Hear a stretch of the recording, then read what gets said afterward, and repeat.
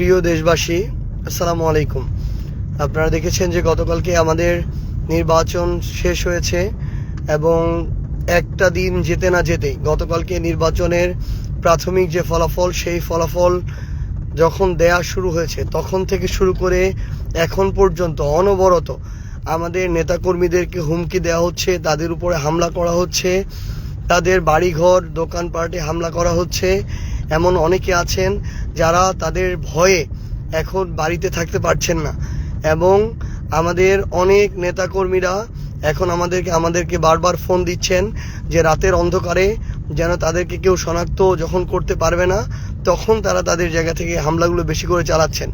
একটু আগে আমার ইউনিয়নের আরেক প্রান্তে 2 নম্বর ওয়ার্ড গুঞ্জরমারি বাজার সংলগ্ন, সেখানে আমার ওয়ার্ড সেক্রেটারির বাড়ি, সেই জায়গায় ওয়ার্ড সেক্রেটারির বাড়ি ঘরে বিএনপির ছেলেপেলে গিয়ে সন্ত্রাসী কায়দায় মিছিল নিয়ে গিয়ে সেখানে হামলা চালিয়েছে, তাদের উপর আক্রমণ করেছে।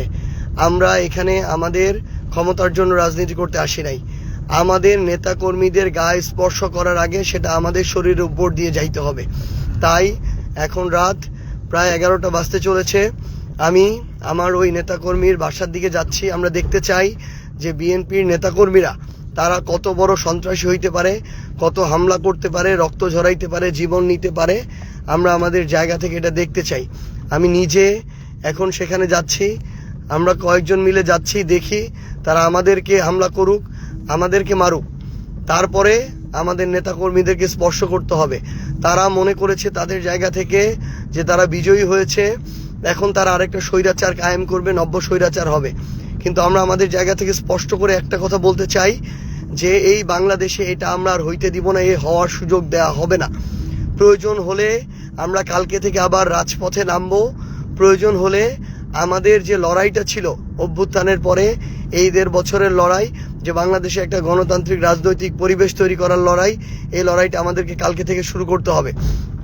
আমরা আমাদের সকল নেতাকর্মীদেরকে আমি আমার জায়গা থেকে স্পষ্ট করে বলতে চাই, 11 দলীয় জোটেরও আপনারা যারা রয়েছেন আপনাদেরকে স্পষ্ট করে বলতে চাই, আমরা আমাদের জায়গা থেকে শুধু আমাদের দলীয় রাজনীতিটা করি, আমরা মানুষের রাজনীতি করি।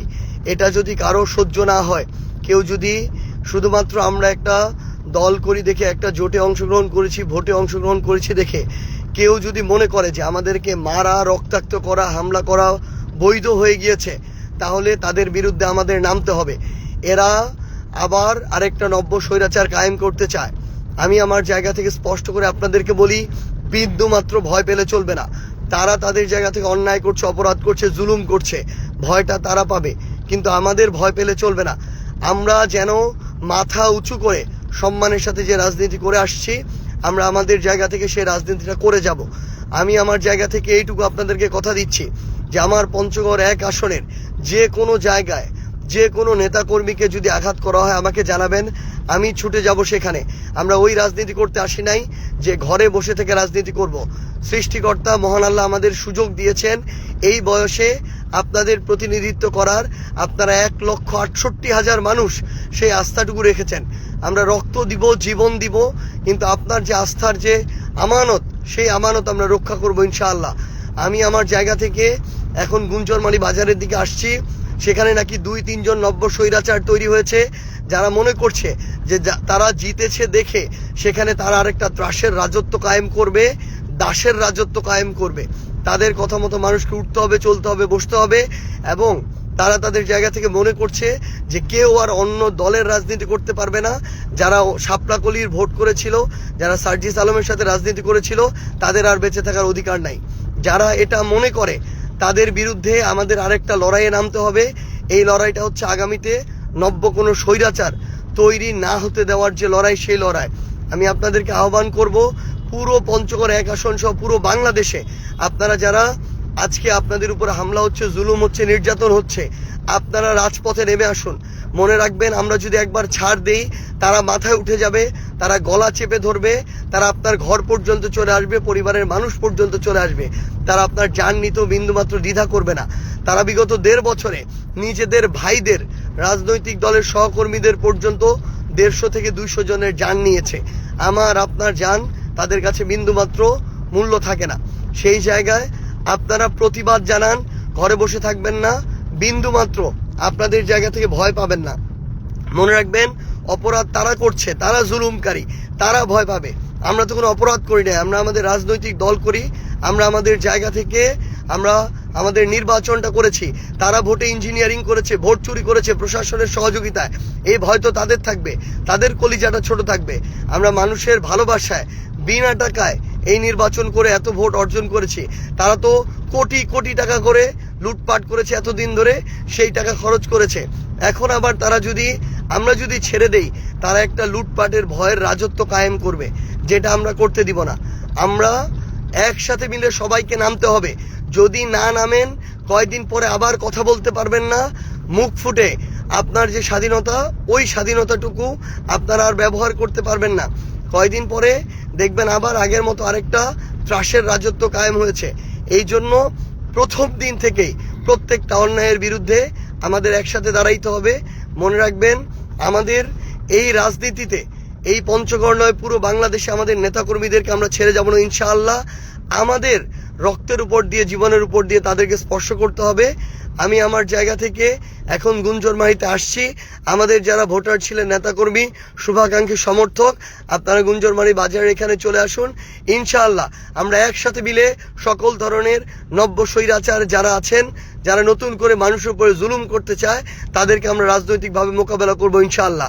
আর প্রশাসনকে স্পষ্ট করে একটা কথা বলি, প্রশাসন যদি ক্ষমতার দালালি করার জন্য প্রশাসন হন, যদি বসে বসে নাটক দেখার জন্য প্রশাসন হন, যদি তোষামত করে বড় পদ পদবি পাওয়ার জন্য, ওই লবিং করার জন্য আপনারা সকল অন্যায় মুখ বুজে সহ্য করেন, তাহলে আপনাদের মতো মেরুদণ্ডহীন, ব্যক্তিত্বহীন মানুষদের এই প্রশাসন ছেড়ে দেওয়া উচিত।